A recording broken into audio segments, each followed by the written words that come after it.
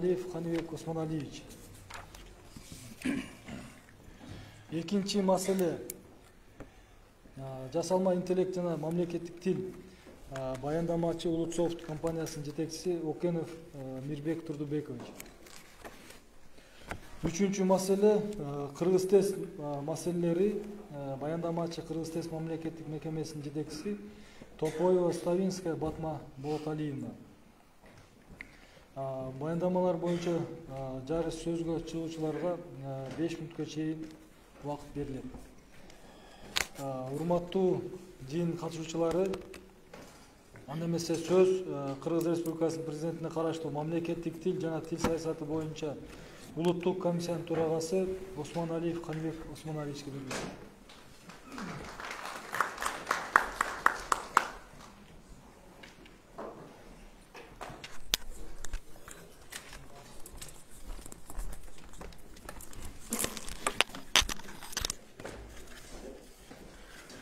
Саламатсыздарбы, урматтуу жалалабаттык туугандар, урматтуу кесиптештер. Көрүп отурам, араңарда абдан көп мен таанаган кишилер отурасыздар. Биринчиден мен өзүмө тааныштырып кетейин. Мен фамилиям Осмоналиев, атым Каныбек. Кыргыз Республикасынын президенти Садыр Нуркожоевичтин демилгеси менен, ал кишинин сунушу менен бүгүн 42 күн болду. Ушул кызматка келип иштеп атканыма. Бишкек дүнгөрө эле жатып калды. Биринчи указ чыкканда бул физик агай келип кантип башкарат экен эми тилди, бул жагы кандай болуп кетти деп. Ошондой суроолор сиздерде да болбаса керек. Мен өз ичимде эле физик, математикмин. Мектепте мугалим болуп иштеп, физика мугалими.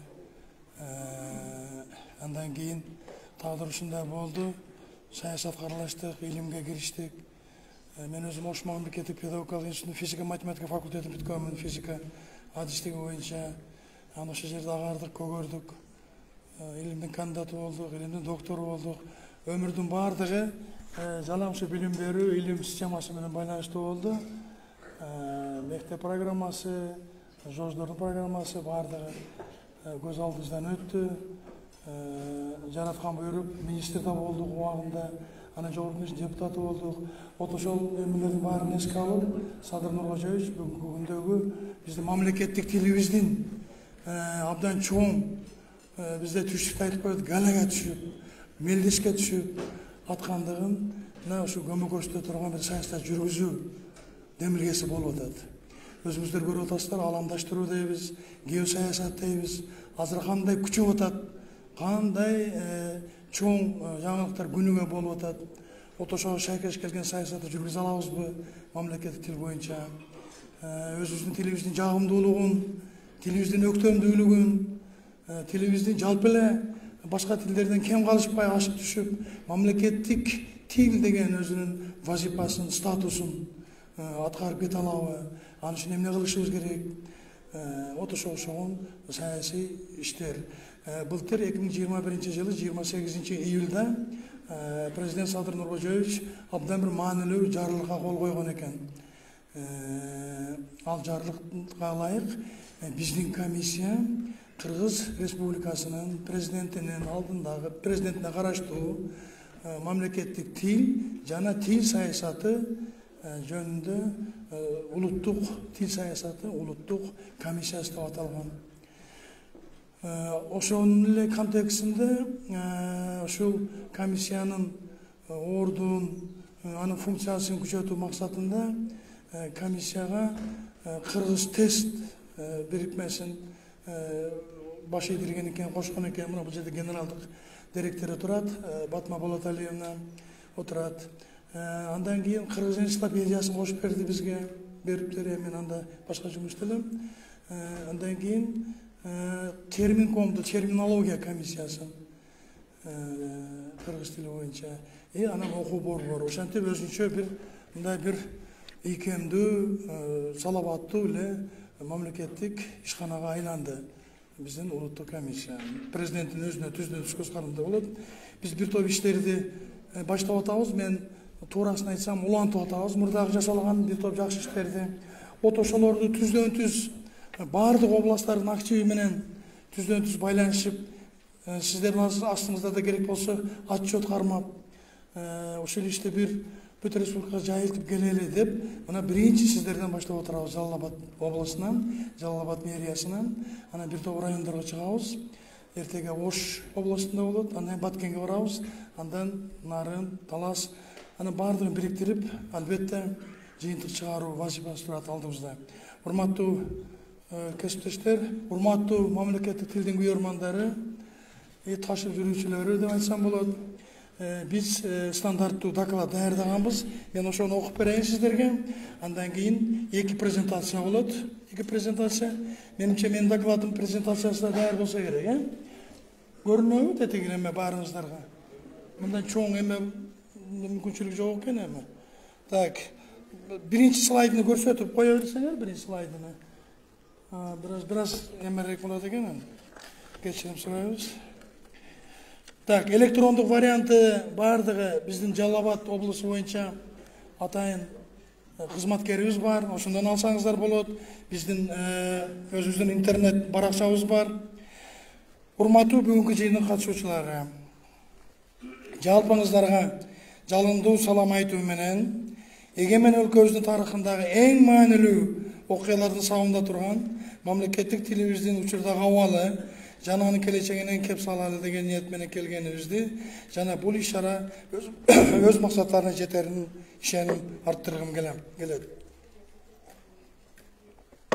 Бул жыйын мамлекеттик органдарда мамлекеттик тилдин колдонулушу жана абалы жөнүндө Кыргыз Республикасынын Министрлер Кабинетинин 2022 жылдын 30 апрелиндеги номер 15 протоколдук тапшырманын негизинде жана Кыргыз Республикасынын Президентинин улуттук нарк жөнүндө 2022 жылдын 20 майындагы номер 157 жарлыгына ылайык уюштурулууда. Жыйыныбыздын негизги максаты Жалал Абад областында мамлекеттик тил мыйзамынын аткарылышы, мамлекеттик органдарда иш кагаздардын мамлекеттик тилде жүргүзүлүшүнүн абалы жана нарктуу мамлекеттик кызматчылык калыптандырууда мамлекеттин тилге болгон көңүл буруу маселелер боюнча сөз боло тургандыгын баса белгилөө менен баарыңыздарга ийгилик алып кетүүгө уруксат этиңиздер. Биз күбө болуп жүргөндөй азыркы мезгилде расмий тил, башкача айтканда орус тили, орто жана жогорку кесиптик билим берүү, илим жалпы маалымат каражаттарына ишкерлик жана эл аралык мамилелер, ошондой эле административдик башкаруу чөйрөлөрүндө басымдуулук кылууда. Ошол эле учурда мамлекеттик тил мектепте билим берүү, көркөм адабият, маданият жана искусство жалпы маалымат каражаттар чөйрөлөрүндө, соодада жана коомдук саясий турмушта гана колдонулууда. Ушуну баса белгилеп айтууга мажбур болуп атам. Мамлекеттик тил күнүмдүк, коомдук, саясий, экономикалык жана маданий турмушта негизги байланыш каражаты катары колдонулушу керек. Биз бул тилекке сөз жетишибиз зарыл, анткени бизден өзүбүздүн өткөн тарыхыбыз, учурубуз жана эртеңки келечегибиз бизден мунун баарын талап кылып жатат. Мамлекет тарабынан мамлекеттик деңгээлде колдоо, өнүктүрүү жана жайылтуу боюнча аракеттер көрүлө баштады. Мен бир нече документтерди айтып коеюн да, башында ооздеки дагы айттым. Биринчи кезекте бул Кыргыз Республикасынын номер 435 жарлыгынын негизинде бекитилген Кыргыз Республикасындагы өнүктүрүү улуттук программасы жөнүндө. Мамлекеттик анда ошондой эле жазылган. Мамлекеттик тилде өнүктүрүү программасы мамлекеттик саясаттын милдеттүү элементи болуп саналат. Кыргыз тили ар кандай өзүнүн таануунун, интеграциялоонун жана коммуникациялардын институты болууга тийиш. Ошондой эле өзүңүздөргө жакшы белгилүү, мен башында айттым, 28 июлда былтыркы 319 жарлык мамлекеттик тил жана тил саясаты деп аталды. Мамлекеттик тил комиссиясы деп атачу, эми азыр тил саясаты.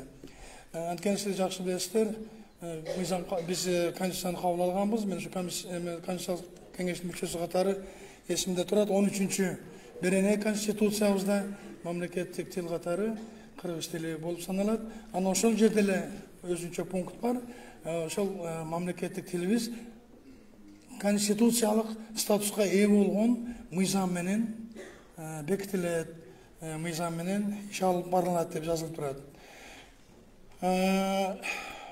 Мен баягы кошулуулар жөнүндө айттым. Терминологиялык комиссия, кыргыз энциклопедиясы, кыргыз тест, тиги окуу борбору. Өлкөбүздө мамлекеттик тил маселелери, анын ичинде мамлекеттик органдарда иш кагаздарын мамлекеттик тилде жүргүзүү иштери азыркыга чейин негизинен расмий тилде жүргүзүлүп келе жатат. Тилекке каршы биз азыр статистиканы көрсөтөбүз сиздерге. Бул жерде абдан көңүл бура турган нерселер бар. Өзгөчө борбор калаабыз Бишкекте иш кагаздары дээрлик расмий тилде жүргүзүлүп, аймактардан да маалыматтарды расмий тилде талап кылышууда, конкреттүү цифрлар көрсөтүлөт. Ал эми аймактарда иш кагаздары мамлекеттик тилде жүргүзүлгөнү менен бул жерде дагы проблема бар. Бул саватсыздык, саваттуулук ошол иш кагаздарыбыздын. Андыктан 13-жылдын 5-мартындагы дагы бир документ ошо көңүлүңүздөрдү бургум келет. Мамлекеттик жана муниципалдык кызматчыларды мамлекеттик тилге окутуу жана иш кагаздарын жүргүзүүнү мамлекеттик тилге өткөрүү боюнча чаралар жөнүндө токтоомдагы мамлекеттик саясатын жүргүзүүдөгү өзөктүү маселе болгон иш кагаздарын жүргүзүү боюнча мына слайдда көрүп турасыздар. Атайын чаралар болгон, бирок тилекке каршы толук кандуу ишке ашпай келүүдө. Азыр Кыргыз Республикасы президент тапшырмасына ылайык биздин комиссия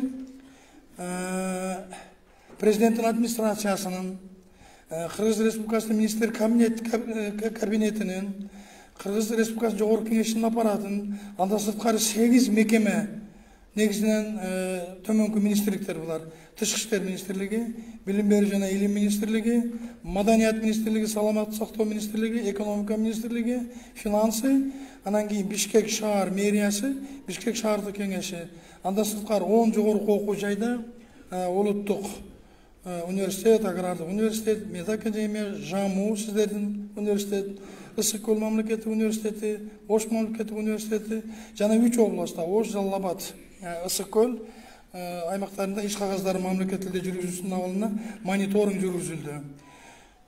Бул жерде мына слайда көрсөтүлүп турат, ошол эме саналган мекемелердин баардыгы. Infodocks деген иш кагаздарын электрондук жүргүзүү тутумундагы атайын иштеген фирма бар, Infodocks. Ошонун эмеси боюнча, көрсөткүчтөр боюнча моундай болуп атат да. Мамлекеттик органдарда иш кагаздары канча деп ойлойсуздар? Болгону 7,1, эң начары. Эң алдыңкы деген 38% жүргүзүлөт экен мамлекеттик тилде. Башка айтканда 58,6 же болбосо 58,6%дан 92%га чейин расмий тилде жүргүзүлөт. Жогорку окуу жайларда бул көрсөткүч 25-тен 45-ке чейин. Мына бул жерде тилекке каршы өтө эле майда экен. Бирок биз интернеттен беребиз, баарыңыздар алсаңыздар болот. Азыр эле тиги эмелер аркылуу алса болот, приложение аркылуу алса болот. Мисалы үчүн Билим берүү жана илим министрлигинде мамлекеттик тилде 27% жүргүзүлсө, расмий тилде 67%. Мына биринчи эме турат, колонка.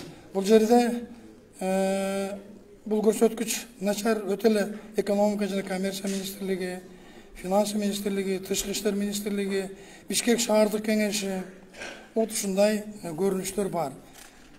Эми аймактарга салыштырмалуу мына жерде как раз сиздерге тиешелүү пункт бар 2-нчи статьяда. Экинчи пунктта мындай деп турат да: жарандардын кайрылуу тартиби жөнүндө ошо документке ылайык 70% корреспонденциялар, тапшырмалар расмий тилде жөнөтүлөт экен. Ушул көрсөткүч Ысык көл областында 79,5, Жалал Абад областында мен сиздерге ыраазы болуп айтып коюшум керек, республика боюнча 1-нчи орунда турасыздар, 92% кыргыз тилинде жүргүзүлөт, мамлекеттик тилде.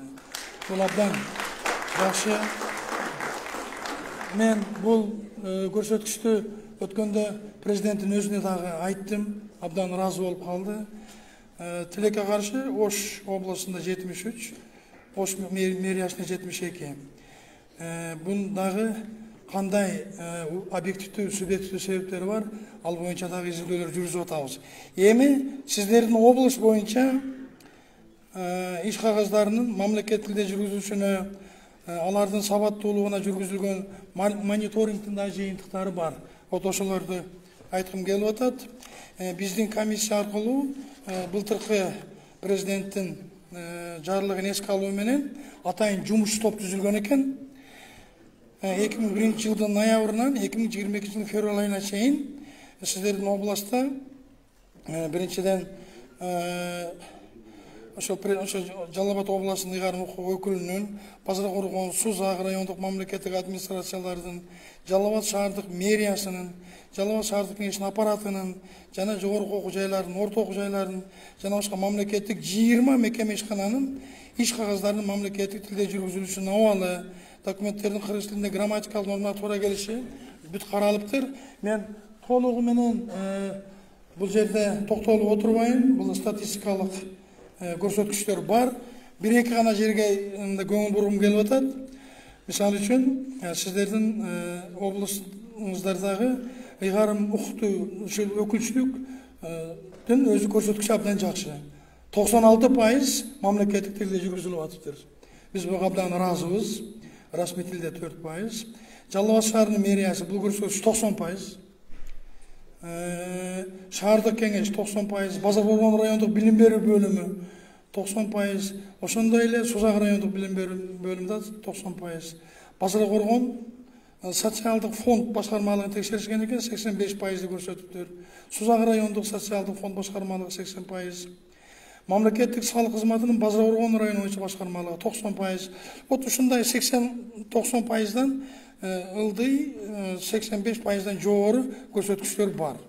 Бир гана финансы башкармалыгы абдан начар көрсөткүчтөр турат. Буну да биз изилдедик. Кептин бардыгы албетте жогору жактан түшкөн кагаздардын санына көз каранды болот экен. Айрыкча президенттин өзүнүн администрациясынан, министрлер кабинетинин аппаратынан, администрация бөкө биригип калды азыр.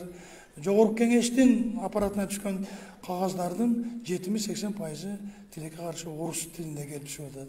Бирок бул жерде мындай бир нюанс бар да. Мен ошол экономика министрлигинин мониторинг жүргүзгөндө айттым, кандайдыр бир стереотип болуп атат да, эгерде жогору жактан кагаз орусча келип түшсө, орус тилинде, анда биз орус тилинде жооп беребиз деп түшүндүрүп атышат. Ана мен сурап атам, кайсыл документтердин негизинде ошондой деп айтып атасыздар. Мурун болгон экен, бирок азыр жок ал документ. Ошон үчүн кыргыз тилинде эле жооптуу аналитикалык кагаздарды жазганга толук мыйзамдуу укуктарыңыздар бар. Вот ошону айтып коюш керек. Ушул жагынан ошол айрыкча боор финансы, анан юстиция иш кагаздары ошондой болуп атканы ушундай түшүндүрүлүп атат да. Ушундай эле көрүнүш бул диаграммада турат. Мына бул жерде бардык эмелер, мен булар цифрларды айттым. Облустун Аксы, Алабука, Базар Коргон, Нокен, Сузак, Токтогул, Тогуз-Торо, Чаткал райондук мамлекеттик администрацияларында, Каракөл, Майлуу суу, Ташкөмүр шаардык мэрияларында иш кагаздарын жүргүзүү толугу менен айтсак болот, негизинен мамлекеттик тилде жүргүзүлүп жатыптыр. Булардан жакшы. Цифраларга токтолбойм. Бир нече факты бореке окуу жайлары боюнча. Осмонов атындагы Жалал Абад мамлекеттик университетинде 85, Токтом Маматов атындагы Эл аралык университетте 90, медициналык колледжде 85, эмнегедир Жалал Абад гуманитардык педагогикалык колледжинде 75. Балким өзгөчөлүгү бардыр, спецификасы бардыр бул окуу жайды, мен жакшы билбейт экенмин. Бирок көрсөткүч начар чынында эле. Бул жерде кесиптик лицейлер дагы көрсөтүлүптүр. Бул материалдардын баардыгы колуңуздарга берилет. Бул жерде биздин билим берүү министрлигибиздин өкүлү отурат. Гүлнара айым, биз сизге да беребиз булардын баардыгын.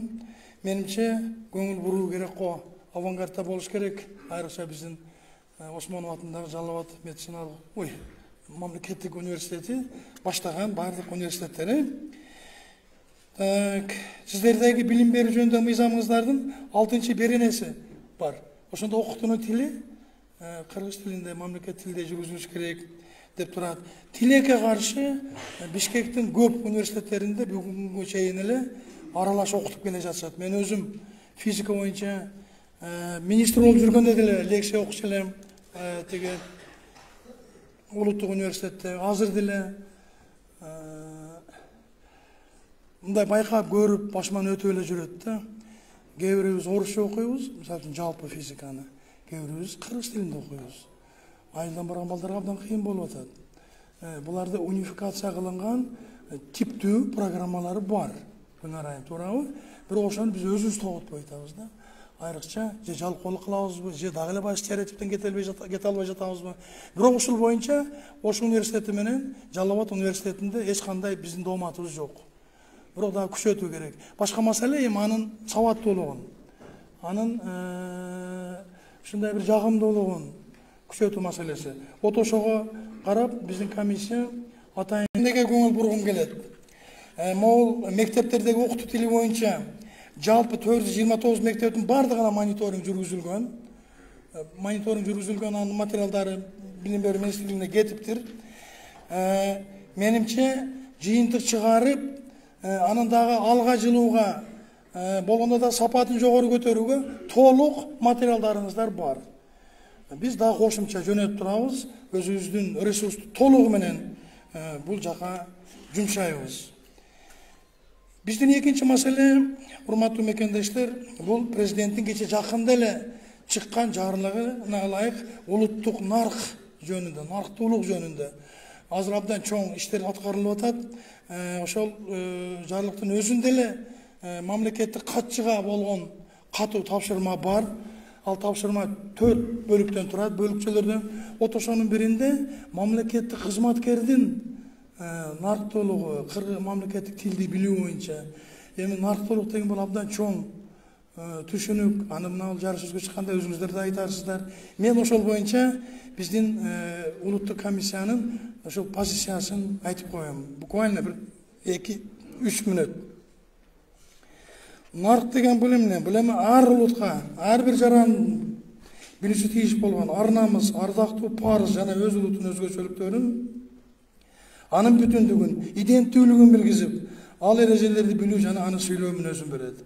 Нарктуулук бул бала бакчадан, мектептен, жогорку окуу жайдан жана чөйрөдөн эмес, үй бүлөдөн башталарын эске алып, өлкөнүн эң негизги ресурс катары салттуу үй бүлөлүк баалуулуктары жайылтуунун артыкчылыгына ээ болуу шарт деп эсептейбиз.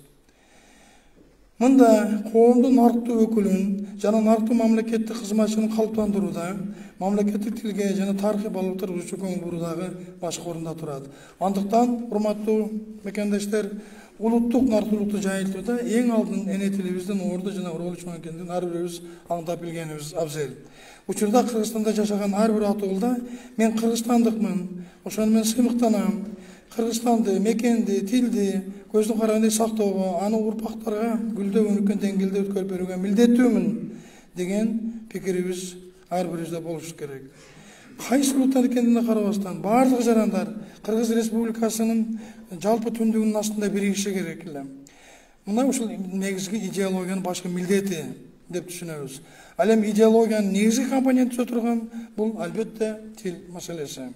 Демек, биз тилибиз аркылуу дилибизди түшүндүргөн жана дүйнөбүздү, жан дүйнөбүздү жана рухубузду байыткан, кайталангыс каада салттарыбызды кастарлап сактап келген санжыргалуу эл экенибизди, мына алдыда мамлекетпиз. Ошондо мамлекеттик тил улуттар аралык тил болгонго толук акысы барбы? Эмдигиче тартынып көп жерде айтпайбыз аны. Болгондо дагы биздин кыргыз тилибиз. Ушул жерде талаш бар, расмий тил статусу экөөнүн ортосунда. Биз бирок буну баягындай бир жактуу же болбосо бир чыр чатактуу кылып чечпестен, биз аны толеранттуу бири-бирибизге түшүндүрүү жолу менен, бирок мамлекеттик тилдин ролун биринчи орунда экендигин катуу эле эске алуу жолу менен чечишибиз керек деп ойлойбуз. Ошондой маселелер жаңы эмелер да бар. Мен эми сөздүн аягында бир нече биздин позициядан турган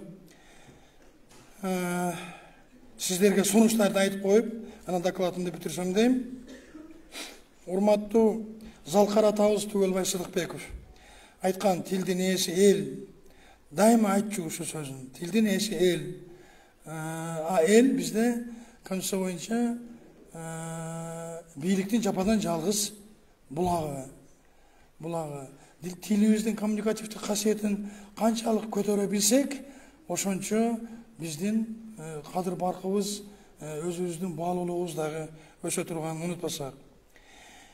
Ушул максатта мындан ары да өнүктүрүү үчүн тилди Негизги милдеттер ушуларды ойлойбуз да. Мынакей азыр биз губернатор мырзанын кабинетине дагы айттык. Кыргыз Республикасынын министрлер кабинетинин 22-жылдын 30-апрелиндеги мамлекеттик органдарда мамлекеттик тилдин колдонулушу жана абалы жөнүндө номер 15 протоколдук тапшырмасын өз убагында аткарылышын камсыз кылуу. Мен ойлойм, ушул багыт боюнча дагы бир топ өзүңүздөр иш-чараларды күчөтөсүздөр деп 95-ке өтүп кетиппиз деп мындай эме кылып отурушун дагы болбойт.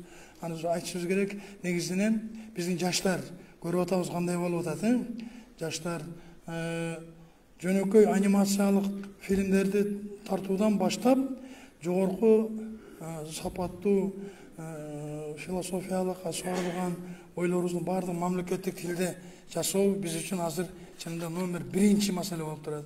22-жылдын ичинде, ушул эле жылдын ичинде Кыргыз Республикасынын Кыргыз мамлекеттик тил жөнүндөгү мыйзамын аткарыш боюнча, маселен облустук, райондук, шаардык коллегияларда кароо максатка ылайыктуу деп ойлойбуз. Мекемелерде жана уюмдарда, айрыкча калкты тейлөө пункттарда жарандардын суроо талабына ылайык берилүүчү документтер, мына ушулар бланктар басымдуу расмий тилде жүргүзүлүп жаткандыктан мамлекет тилдеги үлгүлөрүн тез арада даярдап жайылтуу, калктын тил маданиятын деңгээлин көтөрүү боюнча иш-чараларды ишке ашыруу, билим берүү системасы, маданият боюнча ишканалар ушул авангард болушу зарыл деп ойлойбуз. Мамлекеттик жарандык жана муниципалдык кызматкерлердин сүйлөө маданиятын жогорулатуу боюнча чараларды көрүү. Жалпыга маалымдоо каражаттарында тил маданиятын деңгээлин жогорулатуу. Ошондой эле адабий тилдердин нормаларын сакташ үчүн жоопкерчиликти катуу күчөтүү.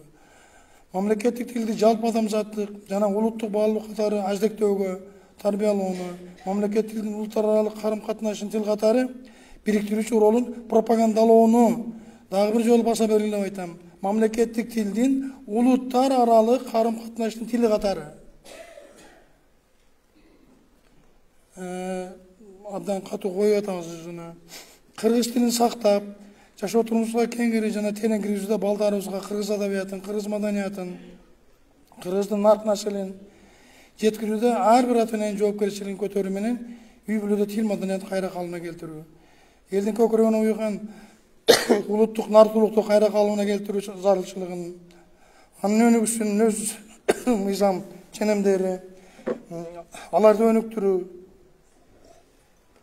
эң башкысы сактоо, ошол биздин кылымды картып келе жаткан үрүп адатыбыз, каада салтыбыз.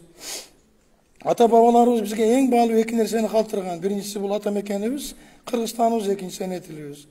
Мекен жана эне тил бир коомду улут катары түзгөн жана улуттун аң сезимин өнүктүргөн ыйык баалуулук болуп эсептелгенин эсибизден чыгарбасак.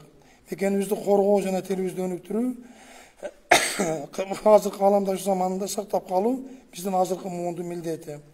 Ылайым баарыбыздын кенчибиз, бабалардан калган ырыскыбыз болгон кыргыз тилинин келечеги кең, төбөлүгү түз болсун. Көңүл бурганыңыздарга терең ыраазычылык билдирем. Рахмат.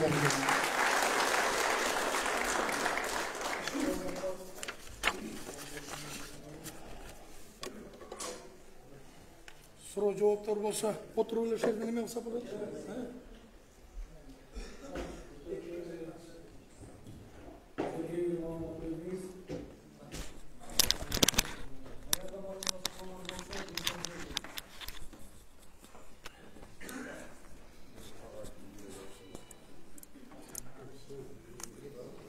Суроолор жокпу? Суроолор жок болсо жазуу түрүндө берсеңиздер да болот. Анда эмесе урматтуу жыйын катышуучулары, экинчи маселе боюнча жасалма интеллект жана мамлекеттик тил темасында баяндама жасоо үчүн сөз Улутсофт компаниясынын жетекчиси Окенов Мирбек Турдубековичке берилет.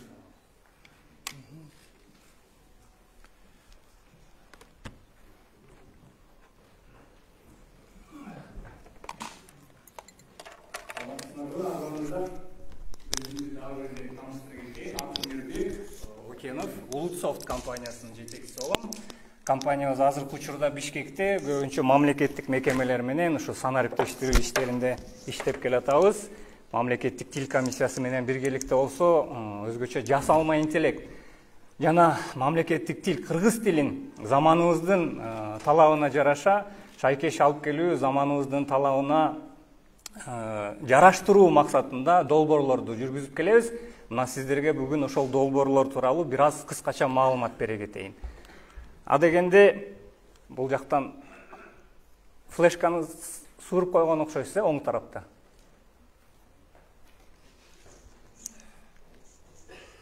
Сайылып турабы?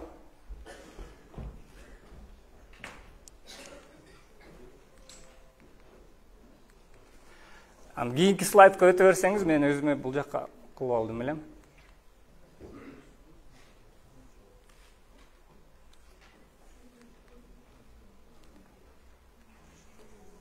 Өзгөчө сөзүмө баштаардан алдын мына Каныбек агайыбыз дагы бир топ сөз айтты, биздин тилибиз ыйык мурасыбыз деп.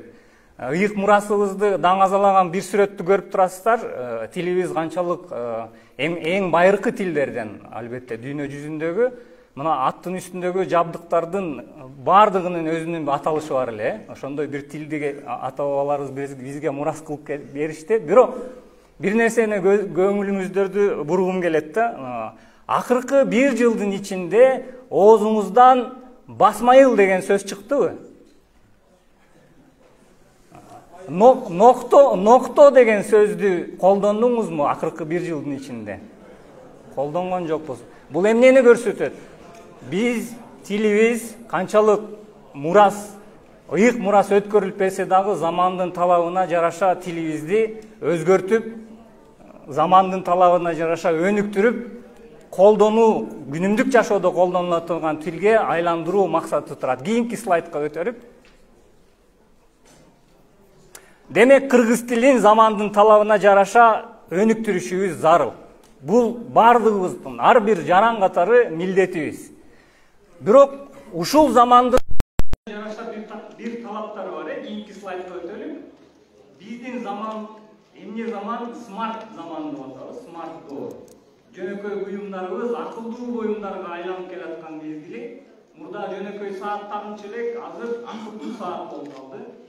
Жөнөкөй телефондорубуз акылдуу телефон болду. Жөнөкөй телевизор, сыналгы дейбиз, смарт ТВ, жада калса көз айнектерибиз дагы мындан кийин акылдуу көз айнекке айланып жатат. Демек, ушул замандын талабына ылайыкташтырып, биз дагы тилибизди өнүктүрүшүбүз керек. Эми ушул акылдуу буюмдардын доору дейлик. Акылдуу буюмдардын доорунун дагы бир өзгөчөлүгү бар. Эмне кийинки слайдта көрөлүк? Бул акылдуу буюмдар менен биз азыркыга чейин көбүнчө физикалык түрдө эле карым-катнаш түзүп келдик элек. Кийинки слайдты басып коесузбу? Микрофон жакын болсо балким өзүм эле ошакка өтүп алсам болот эле. Жо, ошо мен бул жакка алдым элем. Азыркы учурга чейин бул смарт чөйрө менен, смарт буюмдар менен биз көбүнчө клавиатура, чычканча, же болбосо тачскрин дейбиз, колубуздун бармагыбыз менен байланыш түзүп келгенбиз да.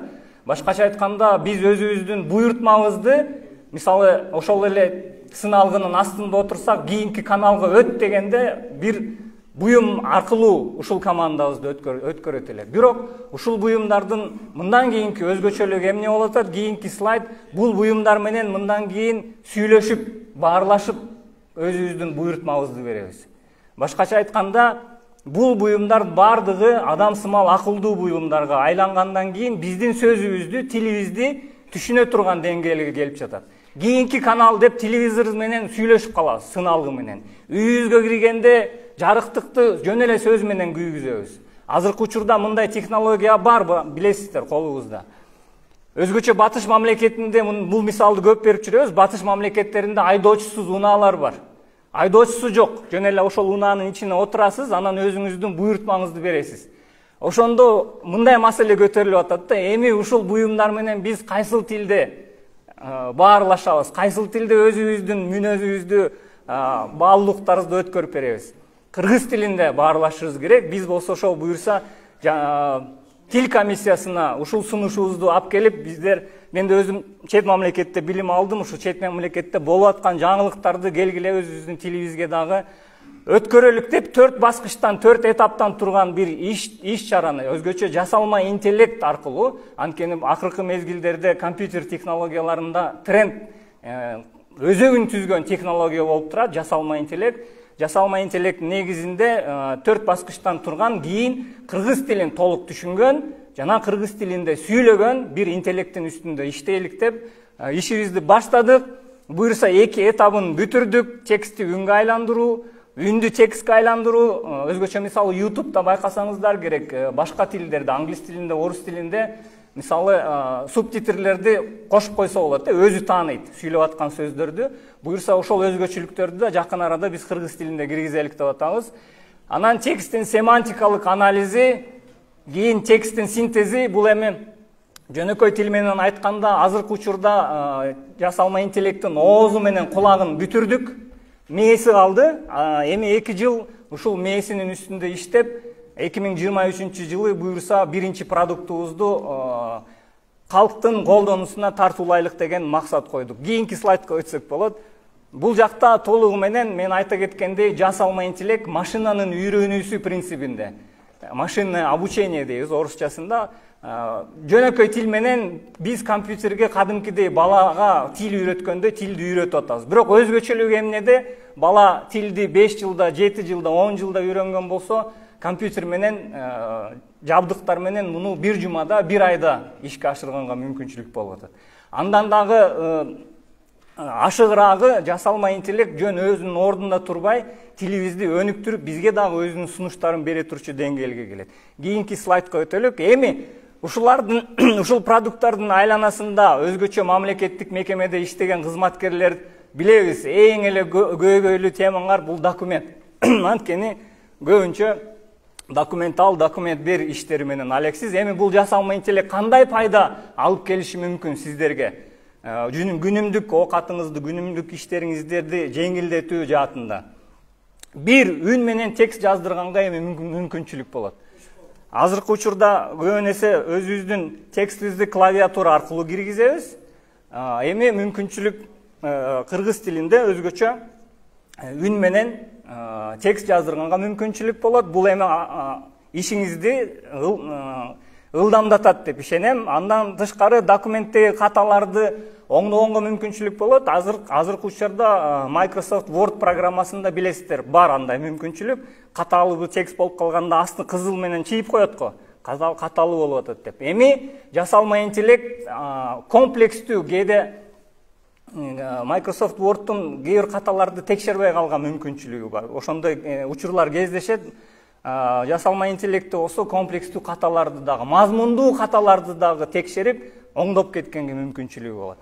Анан көлөмдүү тексттерди кыскартуу, кээ бир документ келет 20 барак, 30 барак. Бирок ошол 20 барак, 30 баракты окубастан жасалма интеллект сиздерге ошол 20-30 барактын ичинде бир параграф менен мазмунун чыгарып берет да. Бул документтин ичинде ушул тема камтылган, ушул сизден ушундай документ талап кылынып атат деп. Сиздер 20-30 баракты окуп чыкканга кажет калбай калат. Анан балким төртүнчүсү сиздерге бир жомоктой угулушу мүмкүн, бирок чөнтөгүңүздөгү телефондор дагы 30 жыл мурда жомок болчу. Жасалма интеллект толугу менен ишке ашканда сиз компьютерге келип баланча айыл өкмөтүнө ушул тема боюнча кайрылуу жаса дегенде документти өзү даярдап берет. Сиздер кадимки өзүңүздүн секретарыңызга, референтиңизге, жардамчыларыңызга буйртма бергендей эле компьютер өзү мазмундуу документ даярдап берет дагы, сиздер ал документтин мазмунун бир сыра текшересиз дагы, макул эми жибер дегенден кийин өзү жиберет. Буюрса ошондой заманга келе атабыз. Биздер болсо ошол заманга тилибизди ылайыкташтырып, мүмкүнчүлүктөрүн кеңейтели деген аракетти жасап жатабыз. Тил комиссиясына ушул бизге мүмкүнчүлүк бергени үчүн дагы бир ирет ыраазычылыгыбызды билдиребиз. Рахмат.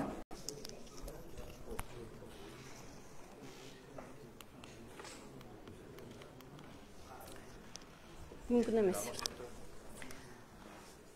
Арбаңыздар, урматтуу бүгүнкү конференциянын катышуучулары.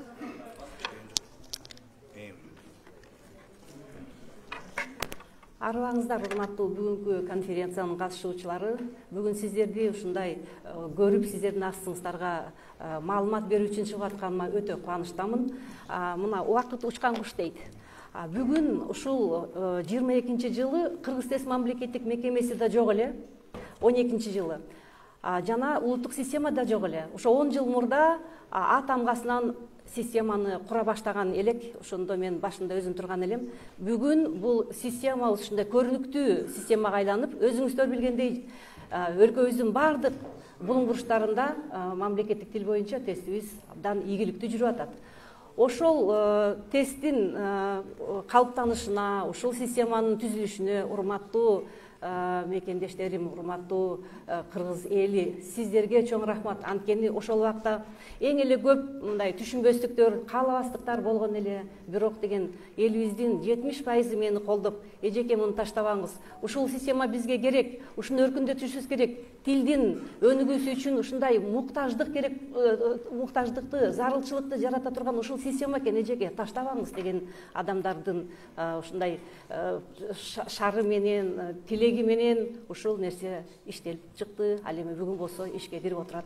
Ошентип бул эмне болгон система, урматтуулар. Деги эле ушул жылдары 10 жылдын ичинде эмдиги жылы расмий 10 жыл болот, ал эми баштаганына быйыл 10 жыл болуп атат. Ушул 10 жылдын ичинде кандай расмий документтер кабыл алынып, кандай иштер жүрүп атат.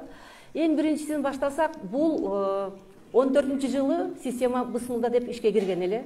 Ошол система ишке киргенден баштап биринчи президент администрациясынан 13 киши келген эле.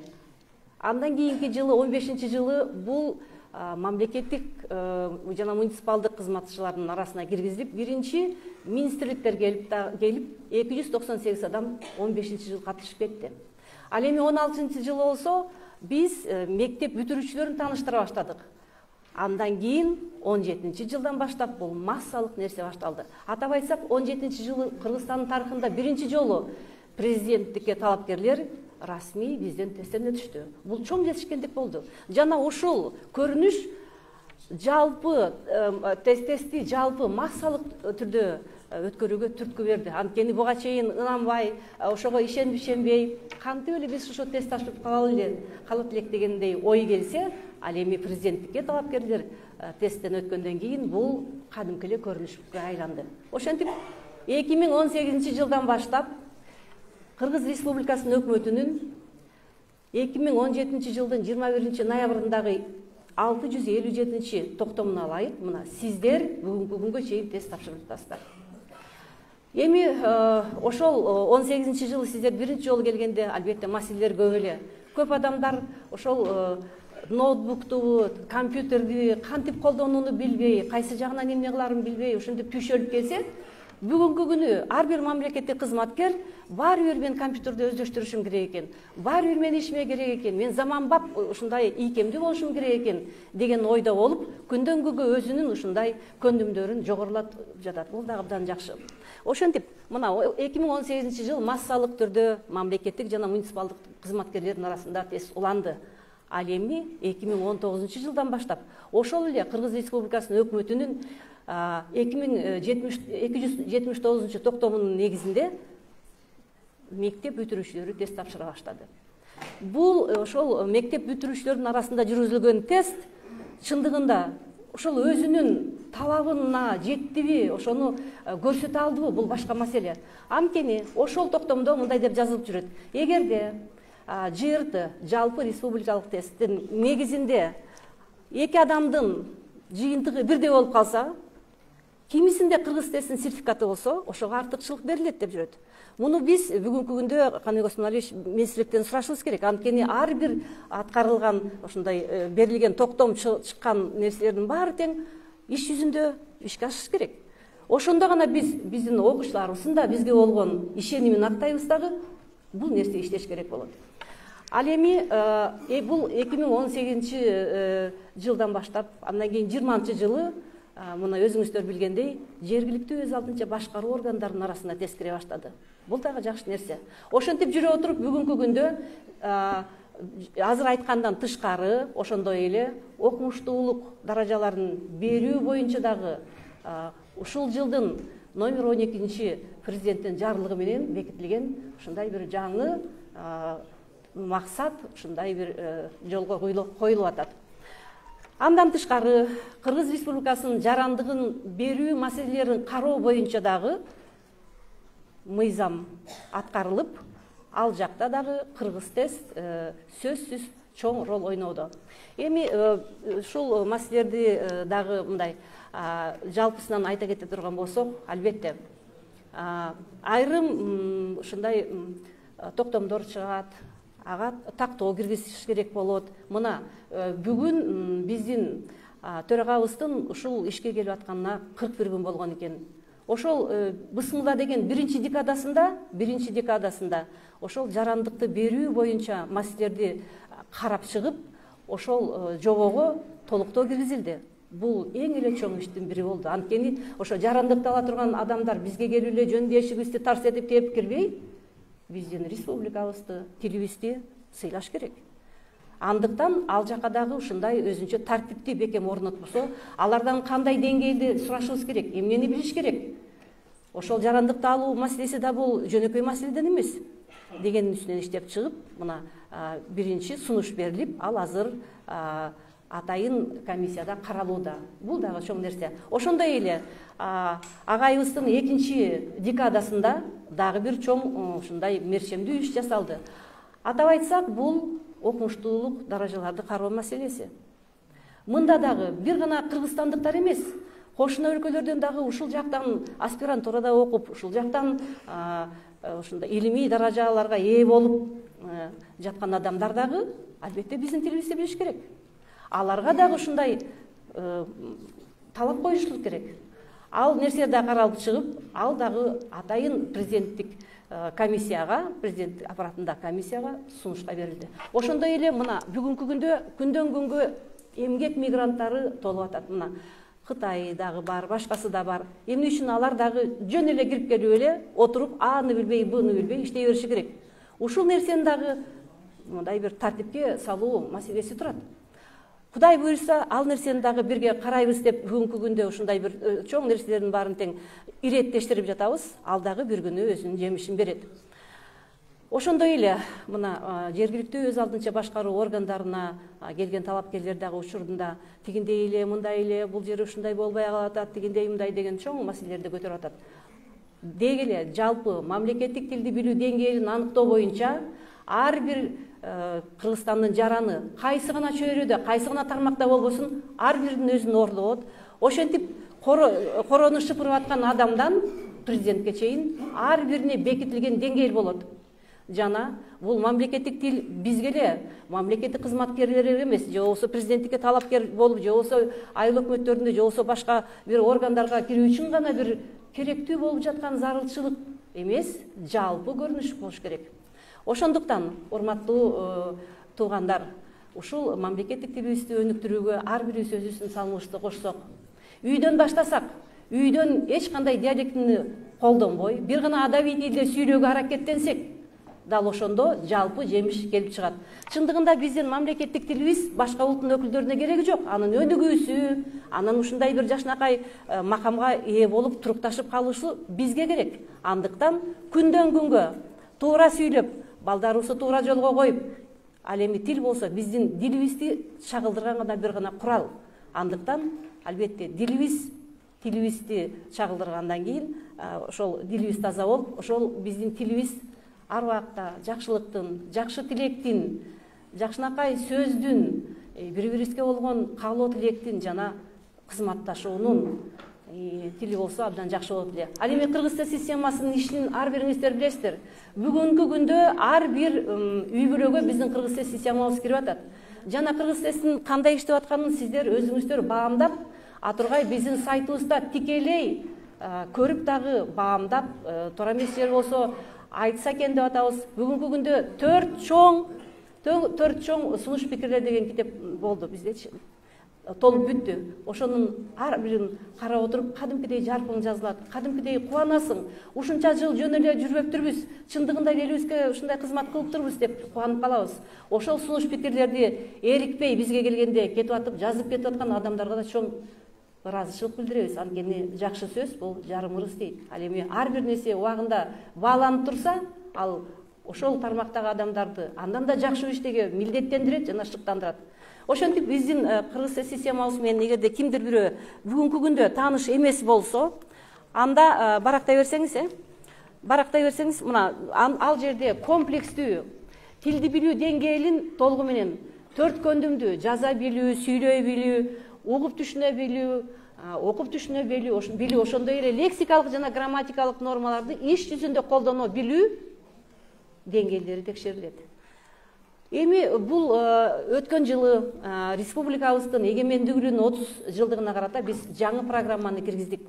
Ал жаңы программада албетте баягы 18 жылдагы тесттер менен айырмасы асма менен жердей. Эмне үчүн? Эгерде 18 жылы биз сиздерге дароо эле эң эле ушундай бир курч нерселерди берсек, эмне болот эле?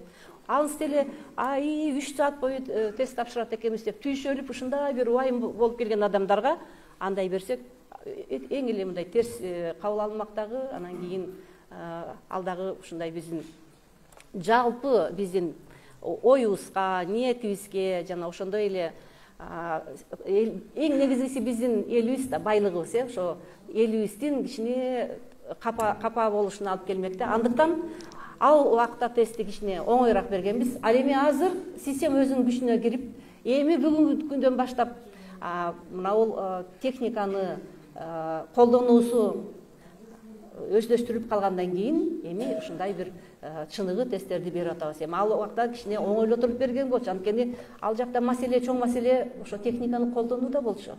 Ошентип бүгүнкү күндө окуу субтестине видеодагы маалыматтар кирди. Кайсы бир фильмдин негизинде, ошол жерде болуп аткан үзүндүнүн негизинде эмне болуп жатат, ошолор да кирди. Ошондой эле сүйлөө субтестинен эгерде буга чейин бир гана түшүнүктү чечмелеп берүү керек болсо, ал эми бүгүн уккан маалыматты кабыл алып, ошону чечмелеп берүү, ошондой эле кайсы бир түшүнүктү ачып берүү дагы тесттери киргизилди. Андан кийинкилерин. Эми урматтуу биздин туугандар, ошол 10 жылдын ичинде иштеп баштасак, ал эми ушундай массалык түрдө тест 18 жыл башталган, быйыл мына 4 жыл болуп атат.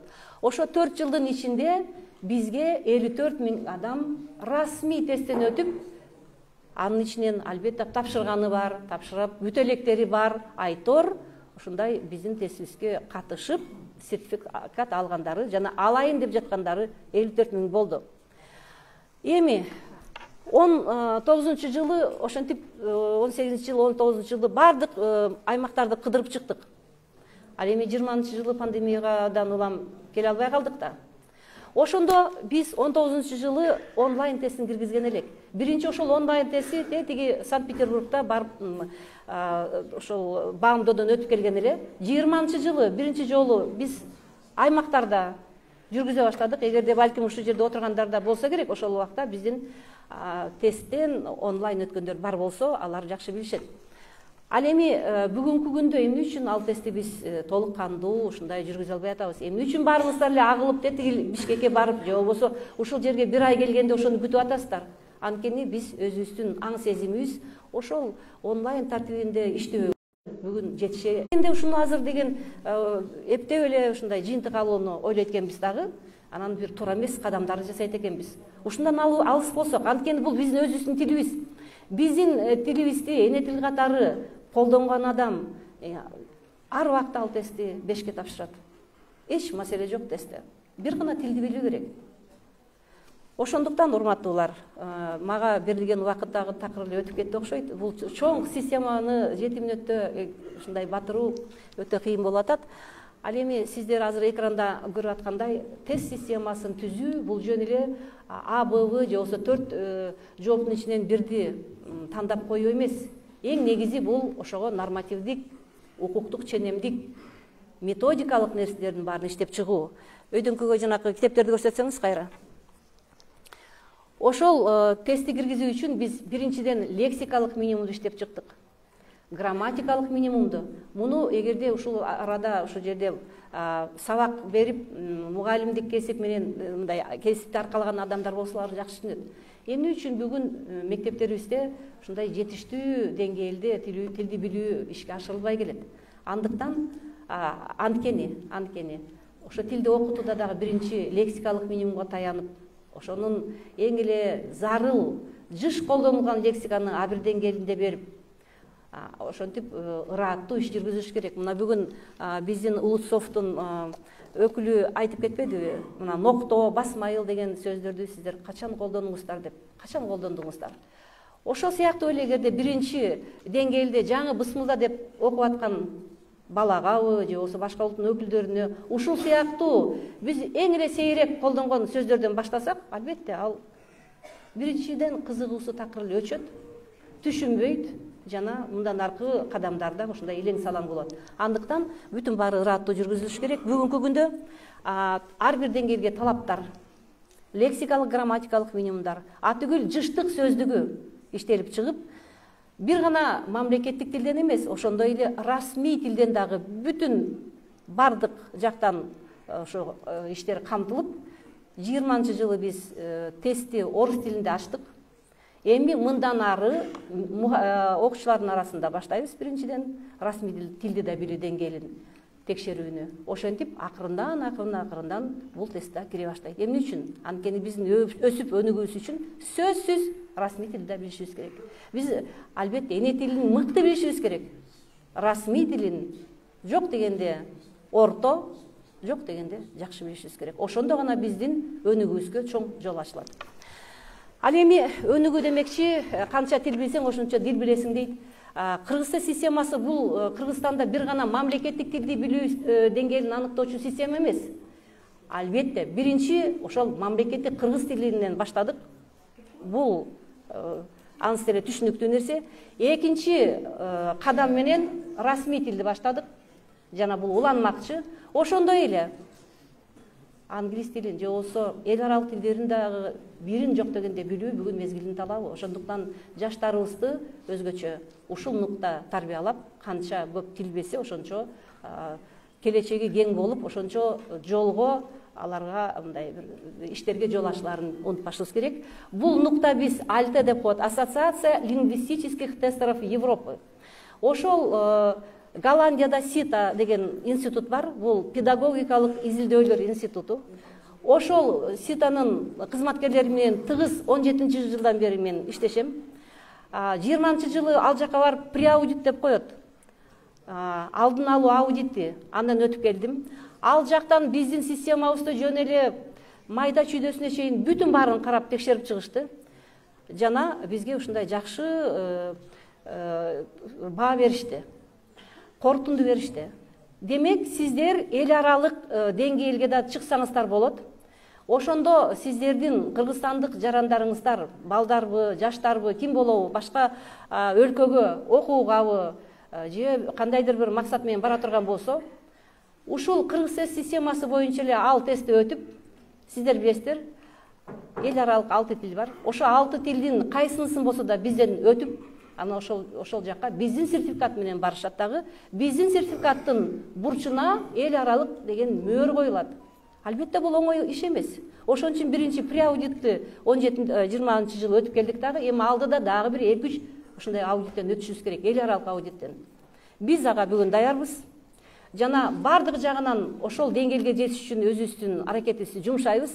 Анткени бул биздин элибиз үчүн керек, биздин келечегибиз үчүн керек нерсе. Бүгүнкү күнү кайсы бир чет мамлекетке чыгыш үчүн биздин балдарыбыз Казакстанга баратышат. Ошол жактан IELTS ошол жактан тапшырып, алардын тиги каалгасын чертип, акырын кирип, акырын чыгып, кандай деп жолуна төлөп, ал тестке $250 төлөп, жатакасына төлөп, жатаканага төлөп, ошентип түйшөлүп келишет бүгүнкү күнү. Ал эмне үчүн биз өзүбүздүн элибизде, өзүбүздүн жерибизде аны жасабашыбыз керек экен. Ошондой чоң биздин пландарыбыз бар, урматтуу кыргызстандыктар, урматтуу биздин туугандар. Биз сиздер үчүн ар убакта ушундай чын дилибиз менен иштөөгө даярбыз. Ал эми сиздерге өзүмө каалагандай нерсени айтам. Деги эле биздин санабыз тынч болсун. Санабыз тынч болуп эле, бири-бирибизге болгон мамилебиз жакшы болуп, элибизге болгон, ар бир адамга болгон каалоо тилегибиз жакшы болуп, пейилибиз болуп, болгон күч аракетибиздин баарын тең ошол мамлекетибиздин өнүгүүсүнө жумшай берели. Рахмат.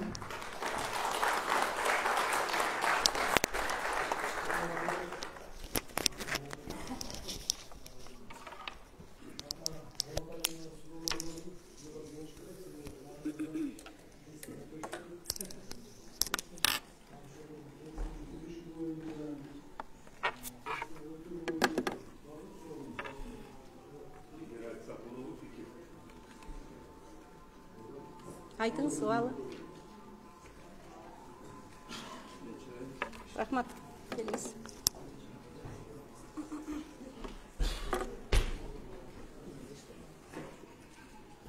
Çalmayı çok iyi. Siz oturun siz. Yok, soracak. Bugünkü mesele boyunca içine oy fikir bildirip koyalım. Деп атабыз да. Саламатсыздарбы, урматтуу бүгүнкү жыйындын катышуучулары, кутман күнүңүздөр менен. Урматтуу апсыздар, Токтогулович, Каныбек Осмоналиевич. Талкууланып жаткан маселе мамлекеттик тил, ошондой эле президенттин жакын күндө чыккан улуттук нарык боюнча, жарлык боюнча өтө маанилүү маселелер. Муну биз сөзсүз түрдө өтө маанилүү деңгээлде карап талкуулашыбыз керек. Ошол мамлекеттик тил пайда болгонго чейин жаран пайда болгонда. Ошондуктан ушул жерде бардыгыбыз Кыргыз Республикасынын жарандары катышып отургондуктан мен ушу Кыргыз жараны деген 2020-жылдын 13 ноябрындагы Кыргыз Республикасынын президентинин 39 жарлыгында Кыргыз жараны жөнүндө концепция атайын 2021-2026 жылдарга 5 жылдык мөөнөткө атайын концепция кабыл алынган. Ошо жөнүндө бир маалымат берип коеюн деп ойлоп атам да. Ошондуктан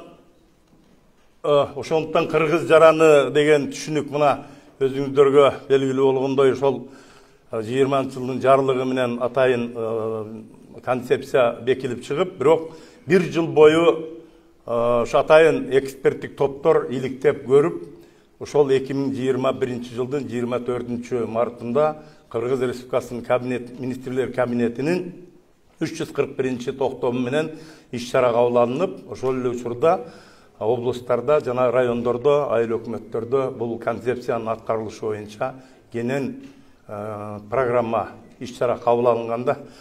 Ошондуктан Кыргыз жараны дегенен бул өзүңүздөргө көрүнүп тургандай биз мамлекетибиз жаңы эгемендүүлүк алып өнүгүп келе жаткан мамлекет болгондуктан эл аралык деңгээлде же болбосо ушул мамлекеттин аброюн көтөрүш боюнча биз дагы өзүбүздүн патриоттуулук сезим менен ошол учурда бөлөк улуттардын дагы бөлөк этностордун өкүлдөрүн ушул Кыргыз жаранымын деп патриоттук сезим менен өзүнүн таануусун биз калыптандырышыбыз керек да. Ошондуктан мен ойлоймун, бул документ өтө терең мааниде болгондуктан бул маселе боюнча атайындагы семинарлар, талкуулар болот. Бирок бүгүнкү күндө мен ушу Кыргыз жараны өзү 5 мындайча айтканда багыттан кабыл алынган.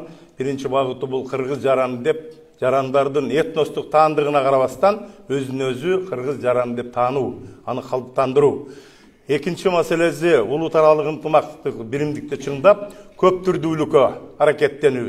Көп түрдүүлүк деген бул Кыргыз Республикасында 80ден ашык улуттун өкүлдөрү жашайт. Ошол учурда ошол улуттун өкүлдөрү дагы өзүн Кыргыз жараны деп таанып, бирок өзлөрүнүн каада салт, улуттук тилин жана башка баалуулуктарын сактоого көмөкчү болуп жардам берүү. Үчүнчү маселе мамлекеттик тилди өнүктүрүү, ошондой эле көп тилдүүлүктү өнүктүрүү. Ошол мен айтып аткан мына бүгүнкү мамлекеттик тилди өнүктүрүүдөгү бирок ошол учурда ошол этностук топтордун өзүнүн тилдеринин дагы сакталышына, аны улантылышына мамлекет тарабынан шарт түзүп берүү. Төртүнчү багыт бул чечим кабыл алуудагы мамлекеттик ар түрдүү маанидеги маселелерде ошол көп улуттардын, этностордун өкүлдөрүнүн катышуусу жана тыгыз байланышта болушу. Ал эми 5-чи маселе, 5-чи багыт бул ошол учурда баягы саясий институттарга жана ошондой эле мамлекеттик органдарга элдердин, жарандардын, Кыргыз жаранынын ишеничин арттыруу. Бул жерде ар бир орган, ар бир мамлекеттик орган ал жөнүндө өзүнүн иш-чараларын иштеп чыгат. Ошондуктан мен ойлоймун, бул бардыгын мына өкмөттүн 341 токтомунда, ошондой эле аны менен катар Кыргыз Республикасынын президентинин облустагы өкүлчүлүгүнүн дагы 18-чи токтому менен бекитилип, жер-жерлери жөнөтүлгөн. Бул боюнча дагы алдыда иштер көп, 5 жылдык мөөнөттө көп иштер аткарылат деген ойдомун да. Анан эми бүгүнкү күндөгү мына жакын күндөгү Кыргыз Республикасынын президентинин 157 жарлыгы менен бул улуттук нарык деген мындайча айтканда өтө чоң көлөмдүү документ кабыл алынды. Нарык деген сөз өзү 4 эле тамгадан турганы менен мунун ичинде бүт ошо улуттук баалуулуктар, каада салт, үрп адат, салт санаат, адабият, маданият бардыгын ушунун ичинде камтылат да. Ошондуктан мен ойлоймун, акыркы убактарда ошол мына Советтер Союзу жоюлуп, эгемендүүлүк болгон учурларда деле мына ушул улуттук нарык боюнча нарык деген сөздүн түшүнүгү ошол мезгилдеги жаштардын оюнда бар болчу. Кандайдыр түрдө азыркыдай технология, азыркыдай мүмкүнчүлүктөр, сан ариптештирүү болбогондуктан мүмкүн мына мисал ала турган болсок, баягы ак чөлмөк деген оюну, топ таш ойночу, же болбосо ашык чүкө, бүгүнкү күндө чүкөнү баягы эми конокко баргандан кийин чүкөнү дагы жөн эле аны оң же сол экенин билиш үчүн эле тазалап туруп чөнтөгө салып коймой, аны топтоштуруп балдарга ойнотуу жөнүндөгү баягы улуттук биздин каада салттардын баары жоголуп баратканын биз аны моюнга алышыбыз керек.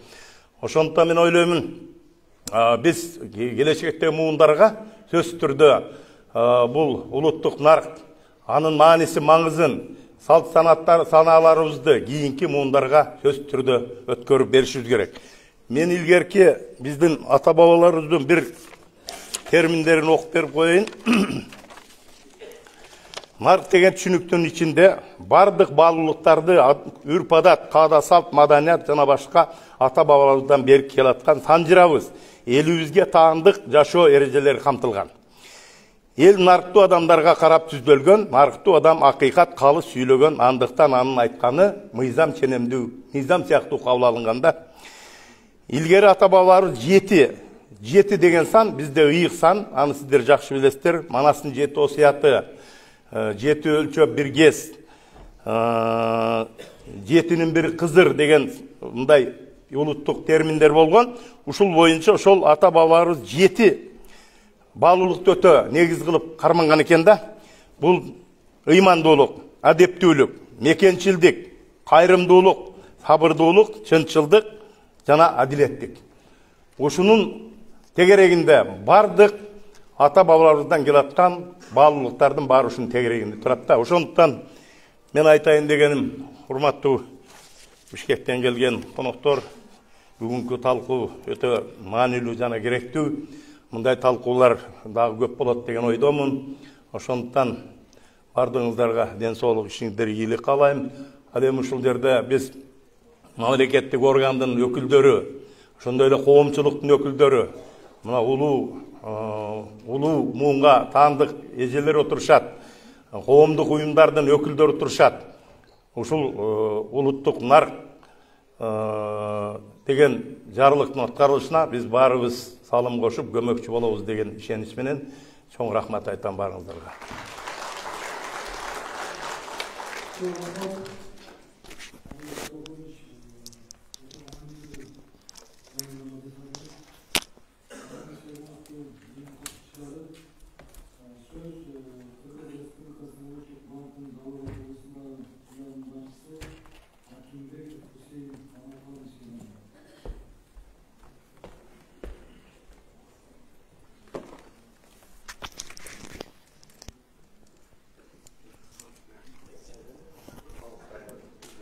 Урматтуу Каныбек Осмоналиевич, урматтуу Абсаттар Токтоголович, урматтуу бүгүнкү жыйындын катышуучулары, саламатсыздарбы? Мен өзүмдү тааныштырып өтсөм, мен Жалал Абад улуттук банктын Жалал Абад областтык башкармалыгынын начальниги болуп иштейм.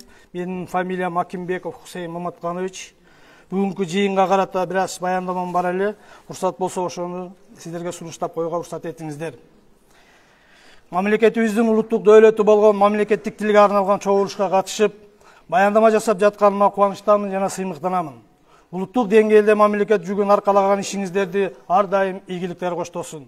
Кыргыз тили Кыргыз Республикасынын көпчүлүк калкын түзүп жана ага өз наамын берген улуу кыргыз улутунун эне тили.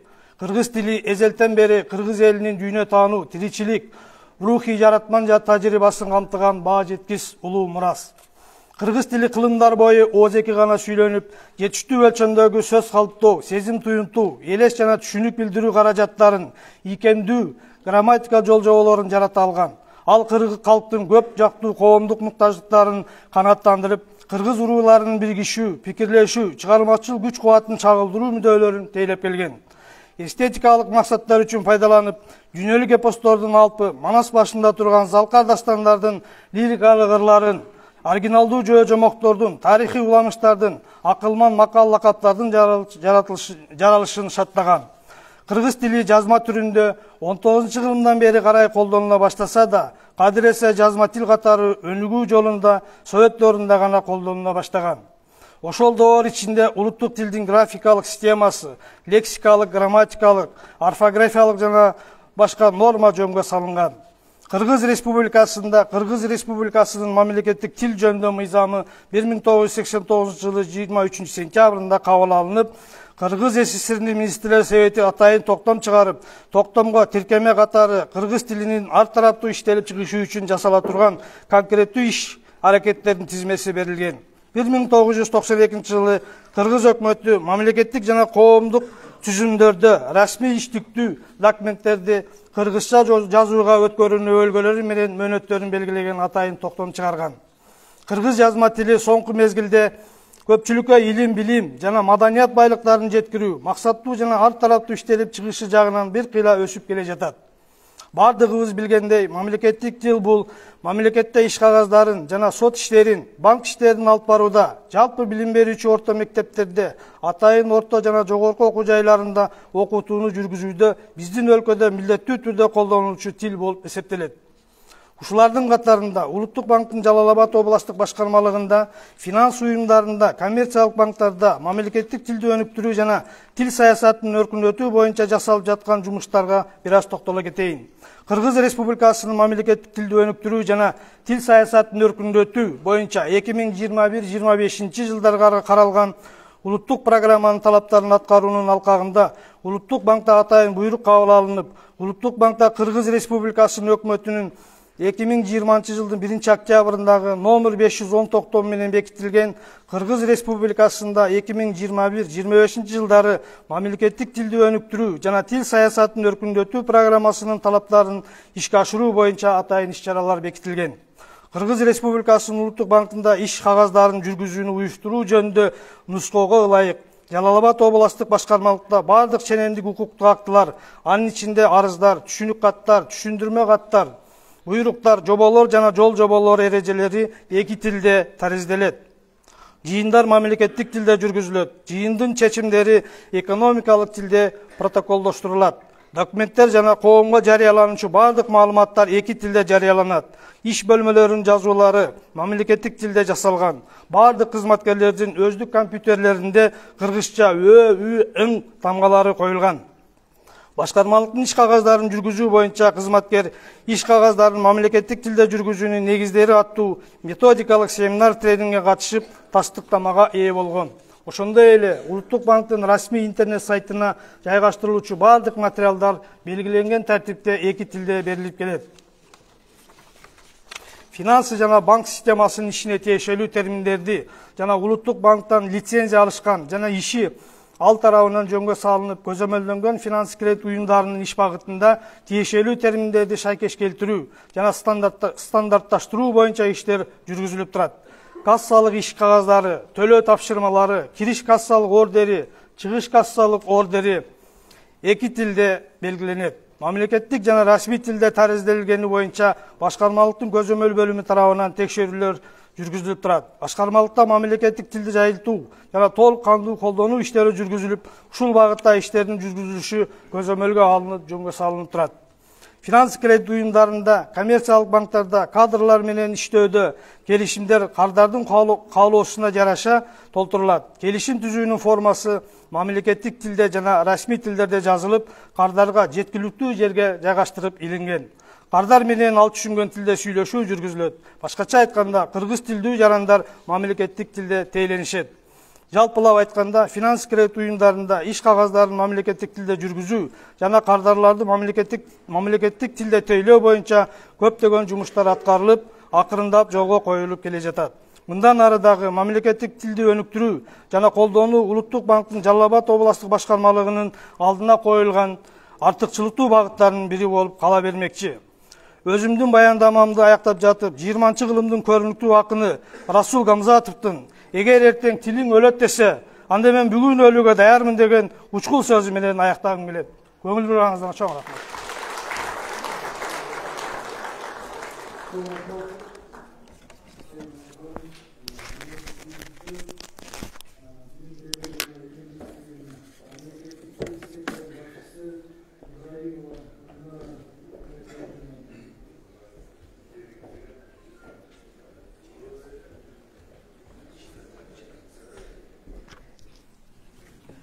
Саламатсыздарбы, кымбаттуу Жалал Абад эли, кесиптештер, сиздер менен бүгүн жолугуп отурганыбызга абдан кубанычтамын.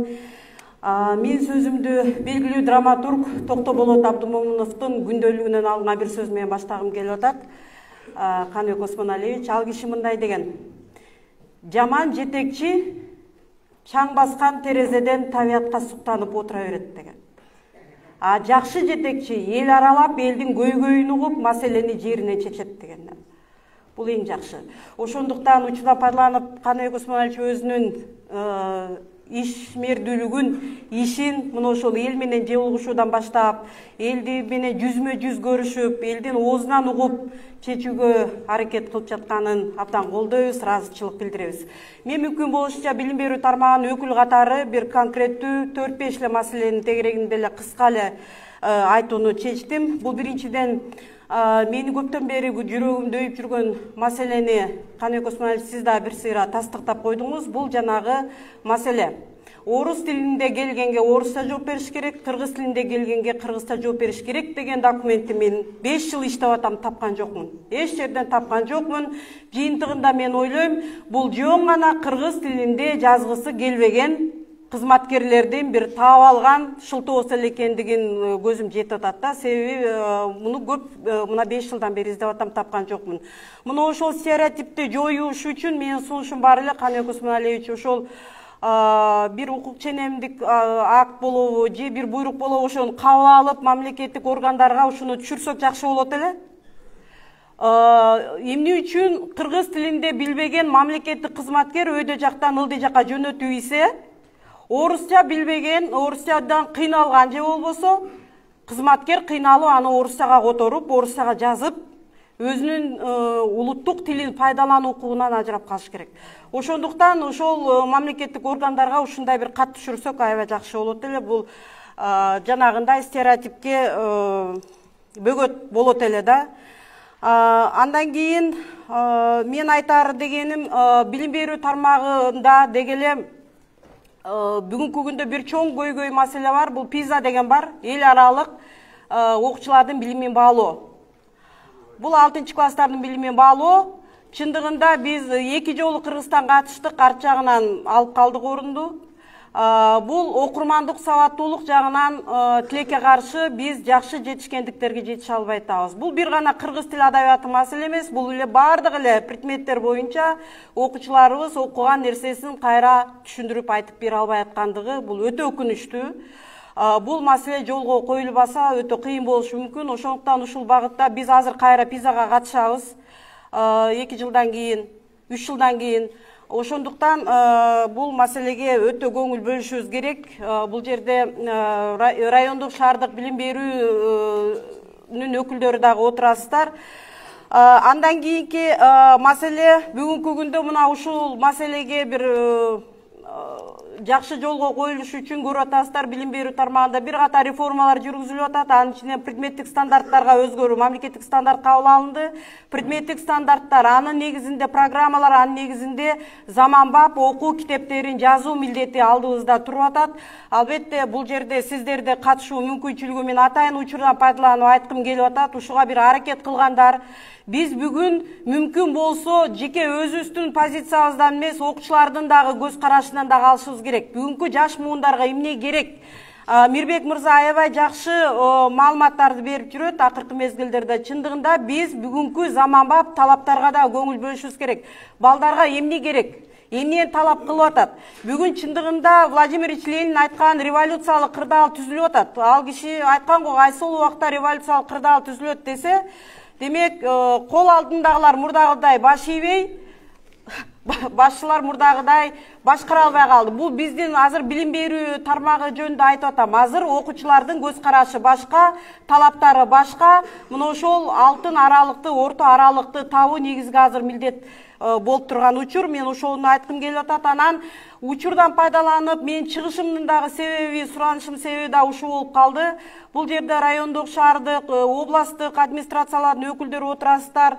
Каныбек Осмонович, bizde дагы бир стереотип бар. Бул эмне стереотип? Бул кыргыз тилди кыргыз тилчи гана өнүктүрүш керек деген бир маселе бар. Кыргыз тилчи гана тиешелүү, улуттук нарк бул кыргыз тилчиге тиешелүү, Ак калпак майрамы бул кыргыз тилчиге тиешелүү, комуз бул дагы кыргыз тилчиге тиешелүү, деги эле кыргызга тиешелүү каада салт, нарк маселеси улуттук деген сөз кошулган болсо эле бул кыргыз тилчилерге жүктөлүп келе жаткандыгы үчүн бүгүн кыргыз тил сабагына мүмкүн жакшы деңгээлде көңүл бөлө албай жатканысынын да бирден бир себеби. Мен айтайын дегеним, биз иш чараларга жалаң кыргыз тилчилерди тартып атабыз.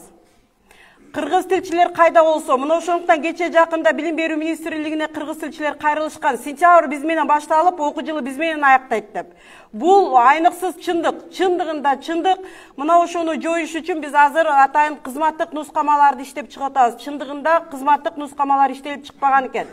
Бала бакчанын кыргыз тилчиси үчүн, мектептин, жогорку окуу жайдын, башталгыч орто кесиптин, деги эле мамлекеттик тил проректор эмне кылыш керек, завуч эмне кылыш керек деген кызматтык нускамаларды азыр карап чыгалы деп атабыз. Керек болсо ошо келүүчү текшерүүчүлөр эмнени текшере алат, эмнени текшериле турган адам, текшерүүчү эмнени текшерип келет экенин алдын ала биле тургандай бир эскерткичти иштеп чыгып, Кудай буйрса ошол август кеңешмесине чейин даярдап бекитип ошону берсек деген ойдобуз.